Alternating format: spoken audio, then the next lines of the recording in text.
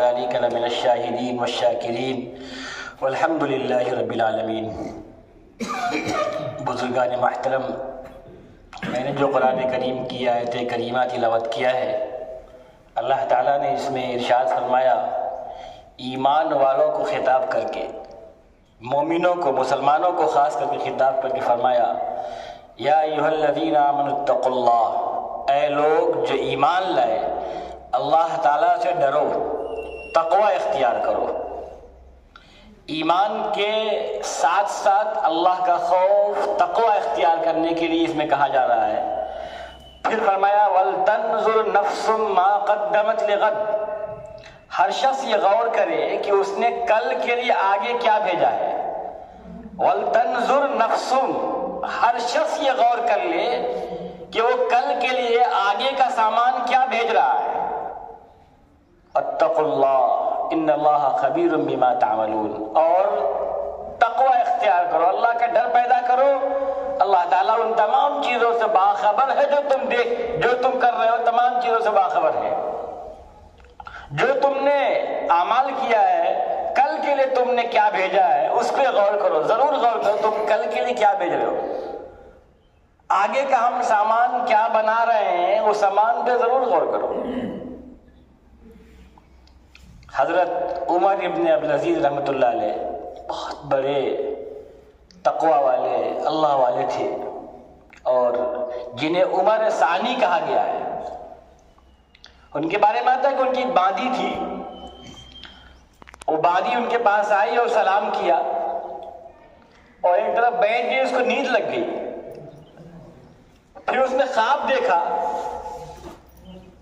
امام غزالی نے اپنی کتاب احیاء العلوم میں لکھا ہے کہ اس بادی نے خواب دیکھا اور نیند میں وہ رونے لگی۔ پوچھا انہوں نے کیا ہوا، اس کی نیند ٹوٹی تو اس بادی نے کہا کہ امیر المومنین، میں نے عجیب و غریب خواب دیکھا ہے۔ پوچھا کیا تم نے خواب دیکھا؟ کہنے لگی میں نے یہ خواب دیکھا کہ عبد الملک، مروان بن عبد الملک کو لے کے آیا گیا ہے، مروان بن عبد الملک کو لایا گیا، دوزخ زوردار طریقے سے چیخ رہی ہے، چلا رہی ہے،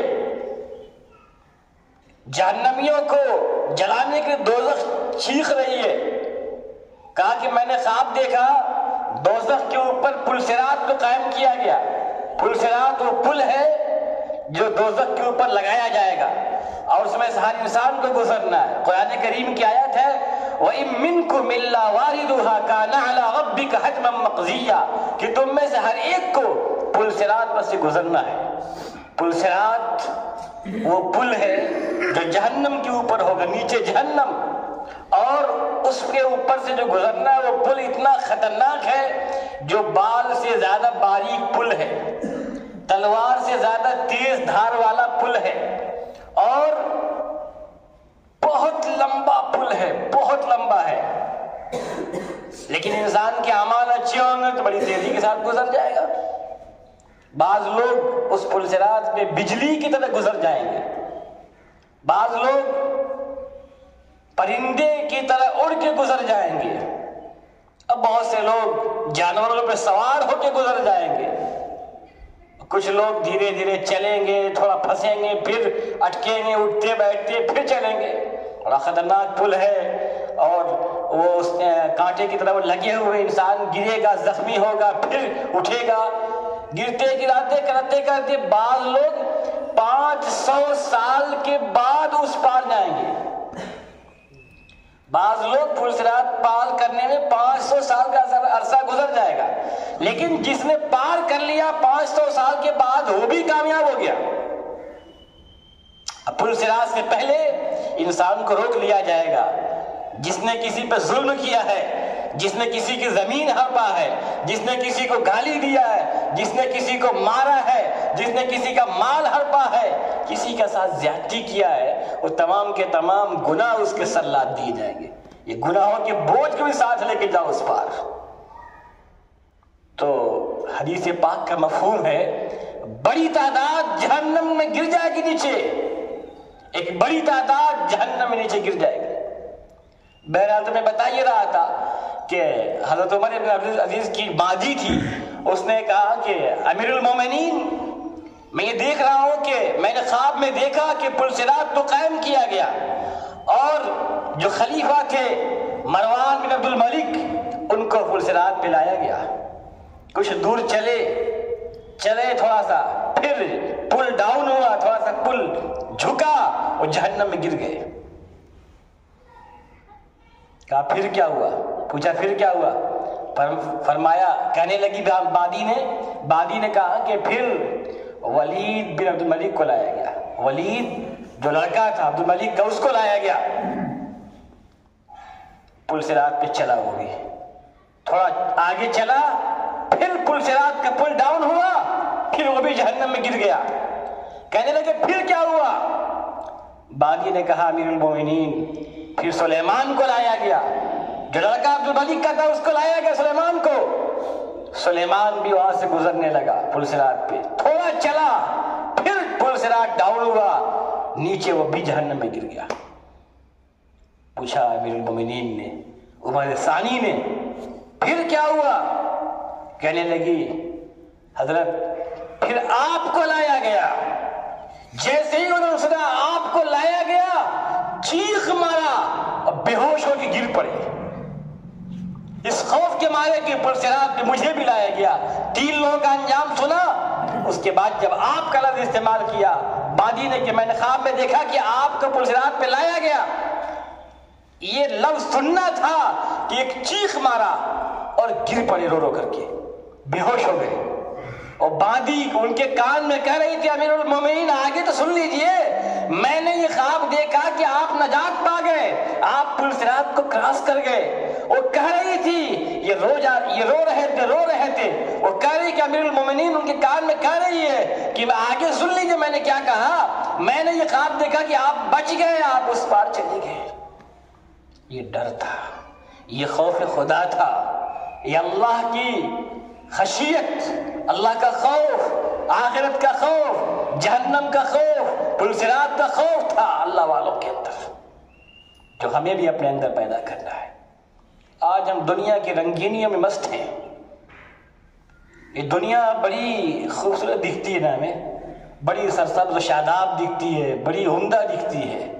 دنیا دیکھنے میں ایسی ہی ہے، لیکن دنیا کا بنانے والا کہتا ہے کہ یہ دھوکے کا سامان ہے.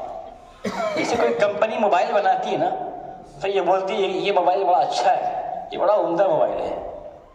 کسی موبائل کو کمپنی خود ہی کہہ دے نہیں یہ موبائل بہت خراب ہے، اچھا موبائل نہیں ہے، تو کمپنی والے کی بات آپ مانیں گے نہیں مانیں گے؟ خراب بولے گا تو دنیا کو بنانے والا رب کائنات خود ہی کہہ رہا ہے وَمَا الْحَيَاةُ الدُّنْيَا إِلَّا مَتَاعُ الْغُرُورِ، کہ دنیا کی زندگی دھوکے کا سامان ہے.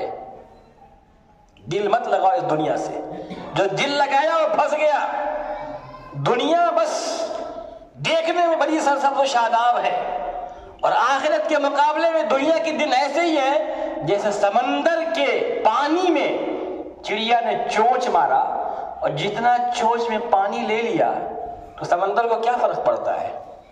اتنا بڑا سمندر، چڑیا نے تھوڑا سا پانی اپنے چونچ میں لیا، سمندر کا کیا فرق پڑتا ہے؟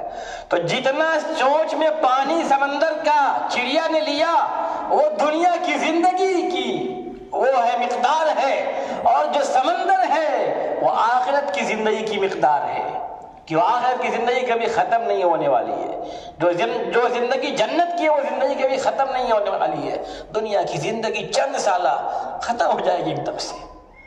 تو دنیا کی رنگینیوں میں ہم کہاں مست ہو گئے، دنیا سے دل لگا لیا ہم نے، خرافات میں الجھ گئے.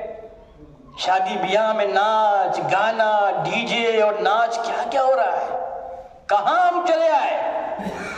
جن چیزوں سے اللہ ناراض ہوتا ہے، جن چیزوں سے اللہ کے رسول صلی اللہ علیہ وسلم ناراض ہوتے ہیں، جن چیزوں سے اللہ کے عذاب کو دعوت دی جاتی ہے، آج وہ تماشا ہم کر رہے ہیں. پھر ہم کہتے ہیں اللہ کا عذاب کیوں آ رہا ہے، کیوں مسلمانوں کو مارا جا رہا ہے، موب لنچنگ کیوں ہو رہی ہے، ہم پہ ظلم کیوں کیا جا رہا ہے، مسلمانوں کے گھر بلڈوزر سے کیوں گرائے جا رہے ہیں. ہمارے اعمال خراب ہیں.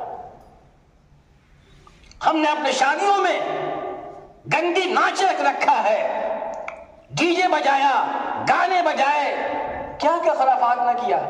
آپ یہ سوچتے ہیں کہ چلو گاؤں کے 10 لوگ کیے، 100 گھر میں سے 10 لوگوں نے کیا، باقی تو ٹھیک تھے.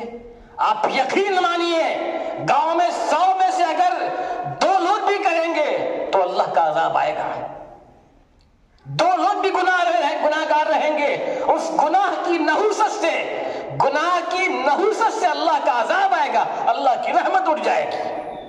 اس لیے اس ظالم کو ظلم سے روکا جائے، اس ظالم کو گناہ سے روکا جائے کہ ظالم ایسا مت کر، تو شادی میں ڈی جے مت بجا، اللہ کا عذاب آئے گا. اس گاؤں میں نہیں آیا، کسی اور گاؤں میں اللہ کا عذاب تو آ رہا ہے نا. کسی کا گھر بلڈوزر سے گر رہا ہے، کسی کو بم لنچنگ میں مارا جا رہا ہے، یہ سب اللہ کا عذاب ہے. ہم اللہ کے عذاب کو دعوت دے رہے ہیں، اللہ کا غصہ آ رہا ہے. آپ نے پڑھا نہیں حضرت موسیٰ کلیم اللہ کے زمانے میں بارش رکی ہوئی تھی نا، وہ لمبا واقعہ ہے. ایک آدمی کے گناہ کی وجہ سے بارش پورے علاقے میں رکی ہوئی تھی. تو ہم گناہ کر رہے ہیں اور گناہ ہونے دے رہے ہیں، لوگ روک نہیں رہے. نہیں روکیں گے تو اللہ کا عذاب آئے گا. جب امر بالمعروف والنہی عن المنکر روک دیا جائے گا، لوگوں کو بھلائی کا حکم دینا اور گناہوں سے نہیں روکا جائے گا تو اللہ کا عذاب آئے گا.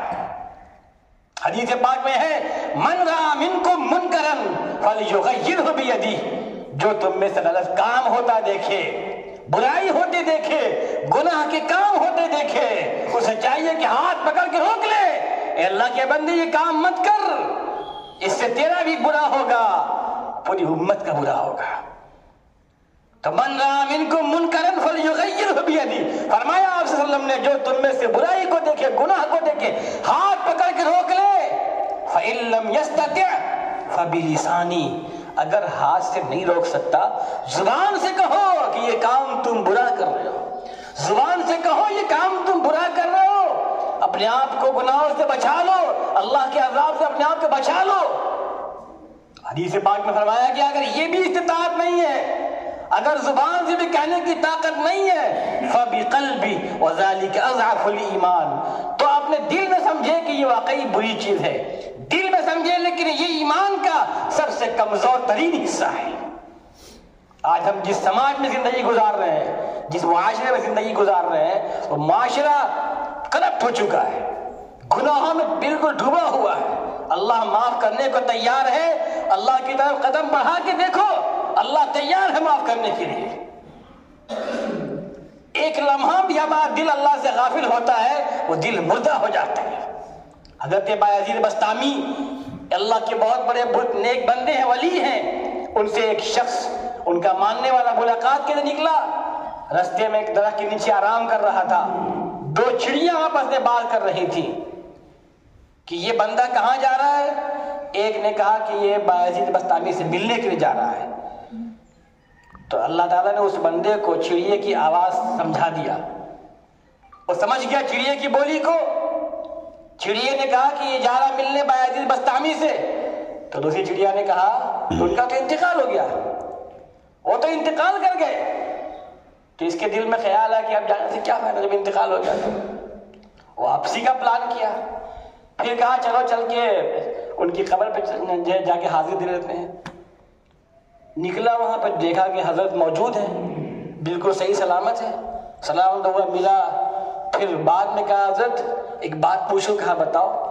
کہا ایسا ایسا واقعہ ہوا ہے. چڑیے نے کہا کہ وہ تو مر گئے. پوچھا کس دن کی بات ہے، کس وقت کی بات ہے. بتایا فلاں دن کو، فلاں وقت کو.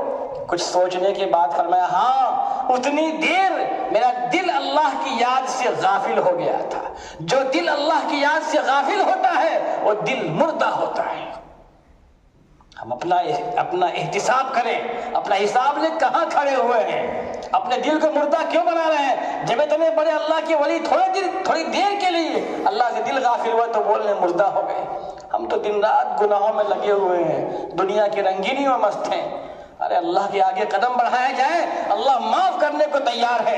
اللہ ہر آن ہر لمحے بس اللہ سے کہو اللہ مجھے معاف فرما دے. اللہ معاف کرنے کو تیار ہے، لیکن شرط یہ ہے کہ دوبارہ گناہ نہ کرنے کی نیت بھی کی جائے. اللہ تعالی ہم سب کو صحیح باتوں پہ عمل کرنے کی توفیق عطا فرمائے.